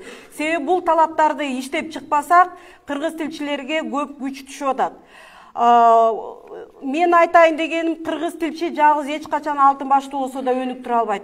Бул ошол эле учурда кыргыз тил бул талаада иштеп жүргөн дыйкандан баштап бийлик башында отургандарга чейин бардыгыбыз жапа-тырмак киришпесек, жалгыз кыргыз тилчи эч нерсе кыла албайт. Мен ошону бүгүн баса белгилегим келди. Ошондуктан сиздерден абдан чоң сураныч, кыргыз тилчинин милдети классындагы балдарды сабаттуу сүйлөтүш, сабаттуу жаздырыш, сабаттуу билим бериш. Ошол окуучусу суроого так жооп берген, түшүнүктүү так суроо бере алган, сабаттуу жаза алган окуучу болуп чыгыш керек. Бизге жалаң эле ырдап бийлеп жүргөн окуучу эмес, бизге сабаттуу сүйлөгөн, сабаттуу ой жүгүртө алган, логикалык ой чабыты кенен балдарды тарбиялаш керек. Ошондуктан ушуга бир мүмкүнчүлүк беришиңиздерди мен абдан суранам. Ошондой эле жанакы Норуз майрамы, деги эле географ 60-ка чыкса деле, же болбосо дагы эле башка бир химик 80-ге чыкса деле, бүт эле кыргыз тилчилерге диктант жаздыруу, же болбосо бир эссе жаздыруу ошол жүктөлүп отура берип, чындыгында биз негизги багытыбыздан артка кетип атабыз. Мен кыргыз тилчи болгон үчүн коргоп аткан жерим жок, бул айныксыз чындык. Болбосо мен азыр күлүп калам, кыргыз тилчилер силерди дүңүнөн эле маданият министрлигине өткөрүп берели. Анткени кыргыз тилчилер аябай жакшы режиссер, жакшы концертмейстер, жакшы сценарист болуп калышты, Кудайга шүгүр. Бирок жанагы билимге келгенде эмнеге биз дайыма илактап атабыз? Арыз жаза албаган балдар чыгып атат. Өзүн түшүндүрүп, керек болсо мына жумушка келсе, эмнеге жумушка келдиңиз бияка, эмне максат менен келдиңиз деген суроого жооп бере албай отургандар болуп атат. Тилекке каршы, мына ушул маселени жоюш үчүн биз дагы азыр бир катар талаптарды азыр иштеп чыгып атабыз. Мына ошол талаптарды аткарууда сиздер дагы мүмкүн болушунча кол кабыш кыласыздар го деген чоң ойдомун. Кыргыз жараны боюнча азыр жогорудагы айыбыз дагы белгилеп чыкты, белгилеп өттү, жакшы айтып кетти. Кыргыз жараны боюнча концепцияны ишке ашыруунун жумушчу тобундамын мен, ведомстволор аралык комиссияда. Мына ошол негизги 3-чү багыт мамлекеттик тилди өнүктүрүүгө багытталган. Бирок ошол аталган иш боюнча жыйында катышкан 40-тан ашуун кызматкер отурду, бир дагы башка улуттун өкүлү жок, бирок башынан аяк орус тилинде өттү. Башынан аяк. Демек бул программанын 3-чү багыты бул эмнеге кабыл алынган? Программаны өткөрүш үчүн элеби же чындыгында бир маселени чечиш үчүнбү деген суроону коюуга туура келди. Жалаң кыргыздар отурабыз, жалаң орусча сүйлөп атабыз. Мен муну айтып аткан себеби ошондогу бир жаш, ондон келген, ошол жерде иштеген кыргыз айымдын сөзү мени абдан ойго салды. Ал мындай деди, мен сиздерге сөзмө сөз айтайын. Мен абдан сүйүнөм дейт. Я очень рада, что я знаю несколько языков. Я очень рада дейт. Но я зато могу отличать оперу от балета деген сөздү айтты. Бул эмне деген сөз? Демек кыргыз тилдүү опера менен балеттин айырмасын билбейт деген сөзбү. Демек биздин кыргыз тилге болгон түшүнүк мына ушундай деңгээлге түшүп калганы мени абдан өкүндүрөт. Кыргыз абдан интеллигенттүү, абдан билимдүү, абдан жогорку диплому жок болсо да жогорку билимдүү калк болгон. Мына ошону биз сактап калышыбыз керек деп ойлойм. Мына ошондой стереотип ойлорду алып чыгууга биз өзүбүздүн эле колубуздан келет. Ошого аракет жасайсыздар го деген ишеничтемин. Чоң рахмат, ишиңизге ийгилик.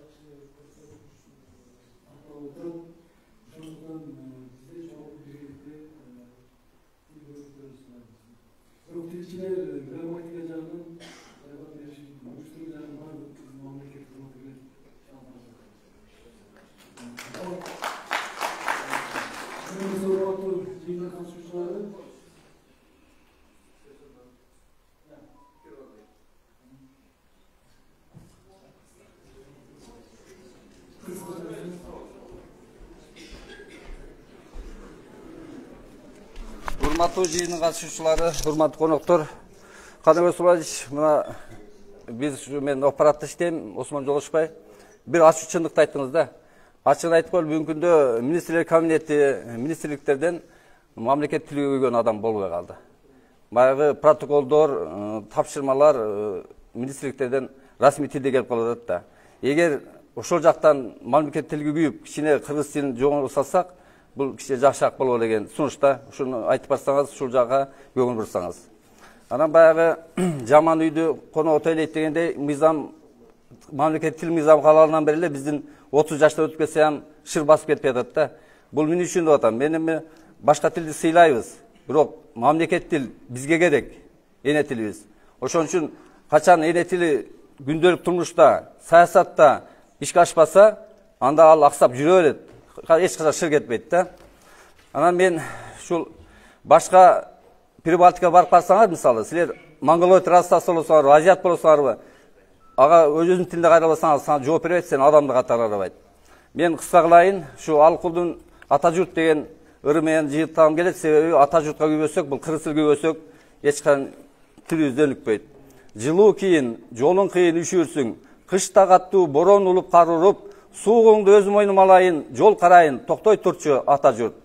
Түндөр жаман, кырсык салып кетпесин, наалат келип ат тизгинин шарт буруп, азабыңды өз мойнума алайын, из карайын, токтой турчу ата журт.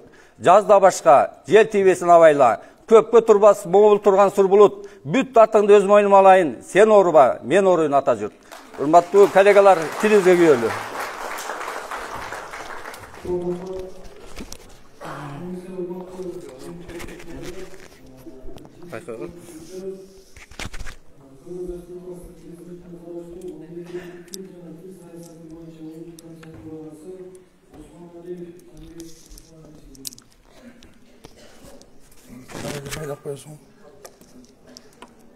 Урматтуу мекендештер, рахмат бардыңыздарга. Ушундай активдүү катышып, чынында эле биз көтөрүп аткан маселенин мааниси кандай экенин адекваттуу түрдө түшүнүп келгениңиздерге Гүлнара Үмүтбековна жакшы айтты. Чынында эле баардык күч кыргыз тилчилерге, кыргыз адабиятчыларына түшүп атат. Бирок мен да бир нерсени айтып коеюн. Физик математиктердин ичинен акыркы жолу мен министр болгон экенмин 2007-жылы. Ошондон бери бүт эле кыргыз тилчилер, адабиятчылар министр болуп келе жатышат. билим берүү системасында. Бирок кеп анда деле эмес. Кеп эми мындан ары өзүбүз ушу өзүбүздү алдаганды токтотсок, мен ошону айтайын дедим эле да. Биз кыргыз тилге формалдуу түрдө мамлекеттик тилге мамиле жасап, кимди алдап атабыз? Өзүбүздү алдап атабыз да. Келечегибизди алдап атабыз. Мен азыр журналисттерге ушуну айттым. Ошон үчүн мындай түз келип, көрүшүп, сиздер менен баарлашып, андан кийин азыр түштөн кийин буюрса бир топ ишканаларда болобуз. Мен анын аттарын айтпай эле коеюн, башкача эме болуп кетпесин ал жерде баягындай. Болобуз, кагаздарын көрөбүз. Бирөөнү жазалап, же болбосо бирөөнү айталы администрацияга чейин көтөрүп алып чыгып, билдирүү максат эмес. Максат чынында эле кандай абалда турабыз, кандай болуп келе жатабыз. Ошон үчүн Гүлнар айым, мына азыр физикти койду башына, эми физиктер да жооп бере баштайт эми. Тилдин сапаты, математиктер бардыгыбыз келип интеллигенция. Садыр Нуркожоевичтин өзүнүн жекече демилгеси менен, өзүнүн командасы менен мугалимдердин айлыгын өзүнүн көтөрүшү бул абдан чоң кадам. Макулсуздарбы? Бирок эми мындай биз тараптан дагы жооп болуш керек да. Азыр мынакей дарыгерлерге көтөрүлүп атат. Ошогон чаралар бардыгы мамлекеттик тилдин контекстинде болуш керек. Вот кептин баары ошондой болуп атат. Абсаттар Токтогулович, мен сиздерге абдан ыраазымын. Ошол кай жерде уюштуруу иши жакшы болсо, тартип катуу болсо, ошол жерде сөзсүз эме болот, ийгилик болот. Ошону көрсөтүп атыпсыздар. Ошол 80%дан ылдый жок. Бардык райондор ошону иштеп атыптыр. Бирок эми негизги маселе бунун эми баягы сапатына өтүү турат да. Сапатына өтүү.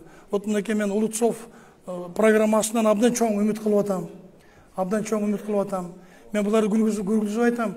Биздин неберелерибиздин тили же корейч тилинде, же орус тилинде, же англис тилинде чыгып калып атат. Эмне үчүн? Мультиктерди көрүп атышат. Анимациялык фильмдердин баары ошол тилде болуп атат. Ошогон жаңы технологиялардын контекстинде жасала турган иштер мына бизден, сизден көз каранды. Батма Болоталиевнага ыраазычылык билгизишибиз керек. Өзү канча баягындай сын пикирлерге кабыл андай болсо дагы биздин кыргыз тесттин негизги идеологиясын жогорку деңгээлге чыгарып алды. Бул баарыбыздын олжобуз, баарыбыз ыраазы боло турган нерсе болуш керек. Анан албетте негизги жоокерлер сиздерсиздер жерлерде. Менин келгеним аз эле болду. Тапшырма берип, ошол Жалал Абад облусу боюнча ошо биздин мамлекеттик тилге мындай көрүнүктүү кол кабыш кылган, эмгек сиңирген адамдар болсо, биздин өзүбүздүн ведомствонун кичине бир сыйлыгы бар эле. Ошону бере келели деп сурандым эле. Ошол бир иштер бир топко чейин аткарылган окшойт. Азыр биздин кимиңиздер окуп бересиздер. Келип окуп бериңиз, тапшырып коелу. Рахмат.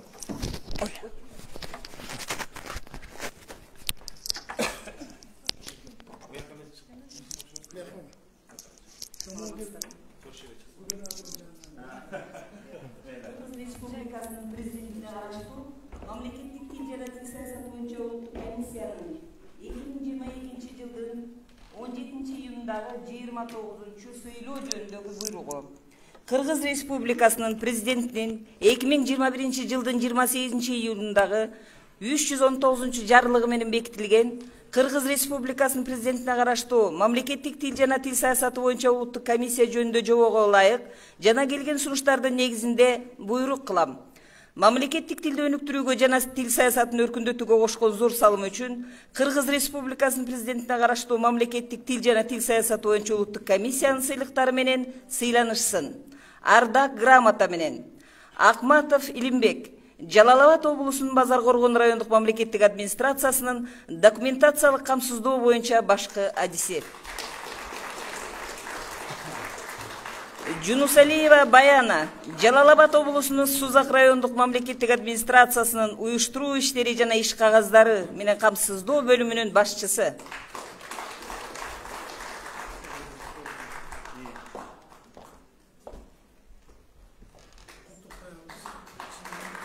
Абдирасулова Жайнагүл, Жалал Абад шаарындагы Анна Эдукаре окуу борборунун мугалими.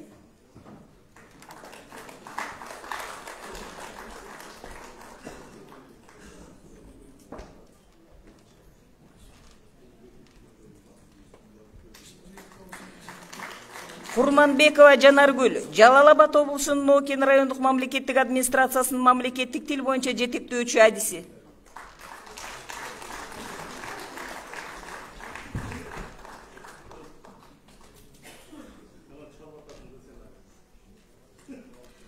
Буйрукка кол койгон төрага Каныбек Усманалиев. Сыйлыгыңыздар көп болсун. Рахмат, урматтуу мекендештер, урматтуу Жалал Абад облусунун жетекчилери, Абзаттар Токтогулович. Мен ойлойм, биз дагы көп иштерди чогуу жасайбыз. Анткени сөз дагы мамлекеттик тил жөнүндө болуп атат. Президенттин акыркы жарлыгы нарктуулук жөнүндө болуп атат. Жалал Абад эли ар дайым алдыда болуп келген. Тил боюнча келгенде андан да жогору көрсөткүчтөр болуш керек деп ойлойбуз. Биздин комиссиянын эшиги дайыма ачык. Биз эми ушул боюнча да токтоп калбайбыз буюрса, анткени президентибиздин өзүнүн абдан катуу көзөмөлүндө болуп атат бул иш. 23 сентябрда ошол кыргыз тилибиздин биринчи жолу мамлекеттик статус алган күнү майрам. Ошого приоритет ошого эме кылып, арнап да көп нерселер, жакшы иштер жасалат. Сиздерди чакырабыз. Бирок эң башкысы ушу биздин Жалал Абад шаарыбыз өзү баштаган шаарчаларыбыз, райондун борборлору, көрүнөк жарнактар бардыгы мамлекеттик тилде өткөрүп, жазып, аны даңазалап, ошол эле сиз айткан баягы кыргыз жараны деген концепциянын контекстинде жасай турган болсок, жүзүбүз жарып калат. Тилибиз өнүгөт. Мамлекеттик тилибиз өнүксө, дилибиз агарат. Мамлекетибиз күчтүү болот. Ошондуктан баарыңыздарга чын денсаулык каалайбыз. Ишиңиздер ийгиликтүү болсун. Жашасын өзүбүздүн эне тилибиз мамлекеттик тил. Рахмат баарыңыздарга.